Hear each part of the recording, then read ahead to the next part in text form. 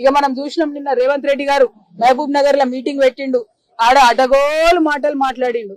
ఇక నోరుంది కదా అని గంపగయ్యాల లెక్క ఒర్రుడు తప్పితే అందులో విషయం ఏం లేదు. అయితే ఇవాళ రైతన్నలకు, తెలంగాణ వ్యాప్తంగా ఉన్న రైతన్నలకు తెలవడానికి నేను ఒక విషయం చెప్పదలుచుకున్నా. ఎప్పుడైతే ఆంధ్రప్రదేశ్ ముఖ్యమంత్రి చంద్రబాబు నాయుడు గారు, రేవంత్ రెడ్డి గారు ఆ ఇద్దరు కూడా ప్రజాభవన్ లో మీటింగ్ పెట్టుకున్నారో, ఆ తర్వాత ఇమీడియట్ గా పోయి చంద్రబాబు నాయుడు గారు నేను గోదావరి నుంచి నీళ్లు తీసుకొని బంకచెర్ల నుంచి తీసుకుపోతానని ఆయన ప్రకటించిండు. నాకు అర్థమైతున్నది ఏంటంటే ఇది ప్రజలందరూ కూడా నిశ్చితంగా గమనించాలి. ఆ ప్రజాభవన్ మీటింగ్ పెట్టుకొని రేవంత్ రెడ్డి గారు చంద్రబాబు నాయుడు గారికి బ్రీఫ్ చేసిన తర్వాత చంద్రబాబు నాయుడు గారు ఈ బ్రీఫ్డ్ మీ అని చెప్పి బయటకు పోయి బంకచెర్ల మొత్తం కూడా ఆ రిజర్వాయర్ కడతామని చెప్పి ప్రకటించారు. ఎన్ని టీఎంసీలు తీసుకుపోతారట? గోదావరి నదికెళ్ళి 199 అంటే దాదాపు 200 టీఎంసీలు గోదావరి నదికెళ్ళి తీసుకుపోయి అది కృష్ణా బేసిన్ కి ఇస్తారట, పెన్నా బేసిన్ కి ఇస్తారట. అంటే ఆంధ్రాలో ఉన్న మొత్తం అన్ని ప్రాజెక్టులకు వాళ్ళు నీళ్లు ఇచ్చుకుంటారు.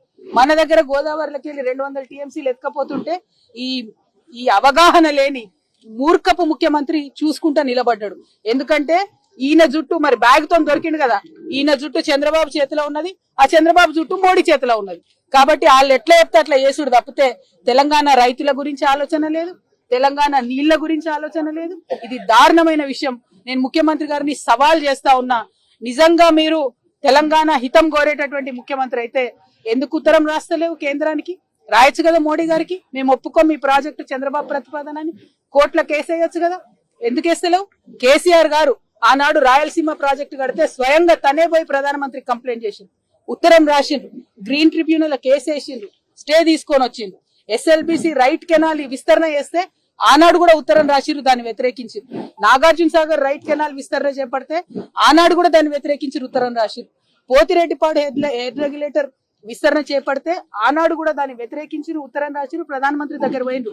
మరి నువ్వెందుకు పోతలేవు చంద్రబాబు నాయుడుకు వ్యతిరేకంగా? నీకు తెలంగాణ రైతుల కంటే ఎక్కువ ప్రేమ చంద్రబాబు నాయుడు మీద ఉన్నదా? గురుదక్షిణ చెల్లించుకుంటున్నారా? మా తెలంగాణ రైతుల ఉసురు తీసి మా కృష్ణా గోదావరి జలాల్లో వాటాను తీసి చంద్రబాబు నాయుడుకు మీరు గురుదక్షిణ చెల్లించుకుంటున్నారా అని ఇవాళ రేవంత్ రెడ్డి గారిని నేను ప్రశ్నిస్తా ఉన్నాను. మీరు గనుక చిత్తశుద్ధి ఉంటే, తెలంగాణ ముఖ్యమంత్రి మీరు నిజంగా ఈ రైతుల మంచిని కోరుకుంటే ఇమీడియట్ గా కేంద్ర ప్రభుత్వానికి లెటర్ రాయాలి. ఆ 200 టీఎంసీల నీళ్లు తీసుకుపోవడానికి ఒప్పుకోము. ఎట్ ఎనీ కాస్ట్ తెలంగాణ రైతాంగం అంతా కూడా మీ మీద ఉద్యమం చేస్తుంది. మీ చిత్తశుద్ధిని, మీ నిజాయితీని నిరూపించుకోవాలంటే ఇమీడియట్ గా మీరు కేంద్రానికి కంప్లైంట్ చేయండి, అవసరమైతే కోర్టుకు పోండి, ఆ ప్రాజెక్టులను ఆపండి. ఇక్కడ తక్షణ సమస్య మా నిజామాబాద్ పసుపు రైతుల సమస్య. మళ్ళా ఒకసారి మేము ముఖ్యమంత్రి గారికి హెచ్చరిక చేస్తా ఉన్నాం, మీకు మేము 1వ తారీఖు మార్చి వరకు సమయం ఇస్తాం, అంటే దాదాపు ఒక వారం ఉన్నది. అంత లోపల మీరు చెప్పినట్టే, మేమేం కొత్తగా అడుగుతలేం, మీరే చెప్పిర్రు ఎంతకన్నా అమ్ముడు అని పసుపు 12,000 నింపుతాం రైతులకు అన్నారు. ఇవాళ 8,000 అమ్ముడు పోతే 4,000 ఇవ్వండి, 9,000 అమ్ముడు అయిన రైతుకు 3,000 ఇవ్వండి, 11,000 పసుపు అమ్ముడు పోతే వాళ్ళకు 1,000 యాడ్ చేయండి. ఏం చేస్తారో చేయండి, కానీ 12,000 మనకు రైతులకు వర్కౌట్ అయ్యేటట్టుగా బోనస్ ప్రకటించాలని డిమాండ్ చేస్తున్నాం. లేదంటే మాత్రం మార్చి 1వ తారీఖు నాడు పెద్ద ఎత్తున భారీగా కలెక్టరేట్ ముంగట రైతులందరం కూడా కలిసి మరి ధర్నా చేస్తామని చెప్పి తెలియజేస్తా ఉన్నాను. రైతులను ఆదుకోవాలని కూడా ప్రభుత్వాన్ని డిమాండ్ చేస్తున్నాను. Thank you. జై తెలంగాణ.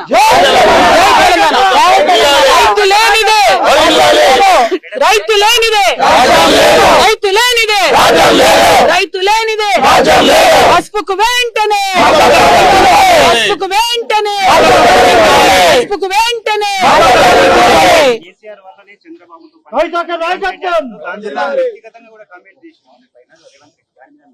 ఆయనకు వ్యక్తిగతంగా కమెంట్ చేసుడు తప్ప ఇంకో పనేముంది? నోరు ఉంది కదా అని మాట్లాడే ఎటు పడతాడు. పని వేయాలా, బాధ్యతాయుత పొజిషన్లు ఉన్న వాళ్ళు మాటలు తక్కువ వేయాలి, పని ఎక్కువ వేయాలి. నిన్న ఏం మాట్లాడిండండి ఆయన మీటింగ్ లో? బీజేపీని తిట్టిండు, కొద్దిసేపు బీఆర్ఎస్ ని తిట్టిండు. బీఆర్ఎస్ లో నన్ను కోర్టు తిట్టింది, ఆయనను ముఖ్యమంత్రి గారిని చివాట్లు పెట్టింది. నువ్వు ఆ కవిత గారి విషయంలో నువ్వు మాట్లాడొద్దని చివాట్లు పెట్టింది. సుప్రీంకోర్టు చివాట్లు పెట్టినటువంటి చరిత్రలో మొట్టమొదటి ముఖ్యమంత్రి మన కర్మగాలి, మన తెలంగాణ ముఖ్యమంత్రి రేవంత్ రెడ్డి. అయినా కూడా ఆయన విఘ్నత పాటించకుండా నా మీద ఎటువడితే మాట్లాడితే అది చరిత్ర నిర్ణయిస్తుంది. మా అన్నదమ్ములు అందరూ ఉన్నారు, వాళ్ళు కూడా చూస్తారు, వాళ్ళు నిర్ణయిస్తారు సమయం సందర్భం బట్టి. నేను కూడా మళ్ళీ అట్లా మాట్లాడి నా స్థాయిని నేను తగ్గించుకోదలుచుకోలేదు. ముఖ్యమంత్రి గారు ఆలోచన చేసుకోవాలి. సుప్రీంకోర్టు చివాట్లు పెట్టినాక కూడా నన్ను ఏదో అంటే అనని, నాకు పోయేదేమున్నది? ప్రజలు చూస్తారు, ఆయన స్థాయి తగ్గుతుంది తప్ప నా గౌరవం ఏం తగ్గదు. 1, 2 అవన్నీ పక్కకు పెట్టి మీరు చెప్పిన మాట చెప్పినట్టు చేయండి.